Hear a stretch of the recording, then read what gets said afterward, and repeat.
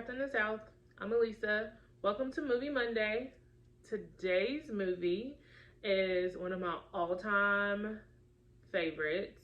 It's actually in my top 5, and I don't know why I haven't done a top 5 favorite movie video, but that is definitely soon to come.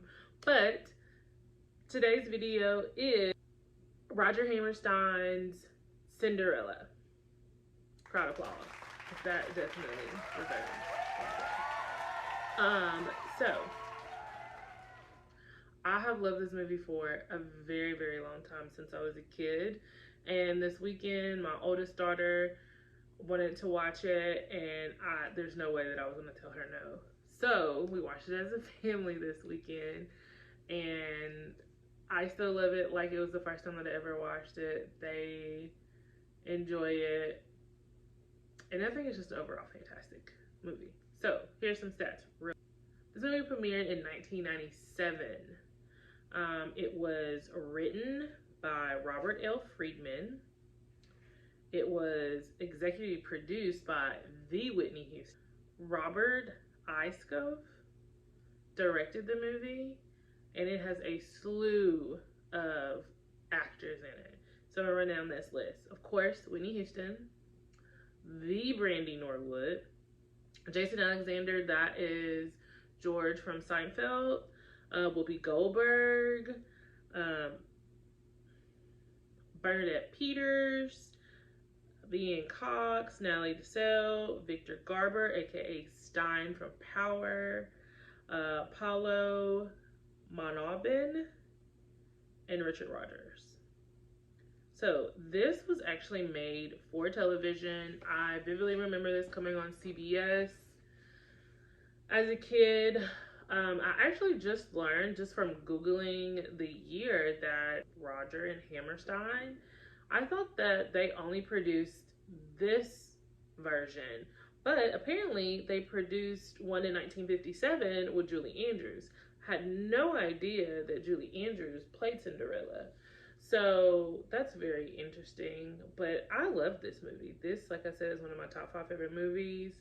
I was obsessed with Brandy growing up, like Riding to the Fling Club.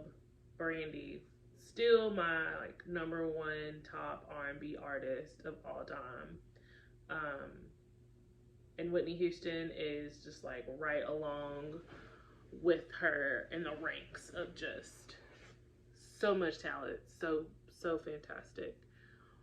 I don't, over the years I've watched this movie. I have it on DVD.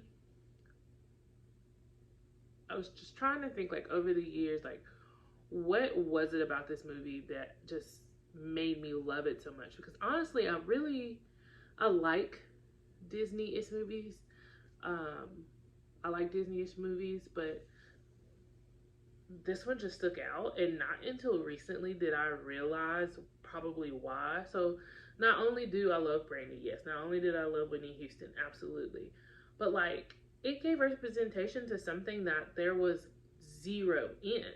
So if you think back to the 90s, maybe Pocahontas was out, I'm not really sure, but that was the closest to representation of someone who would look somewhat near like me.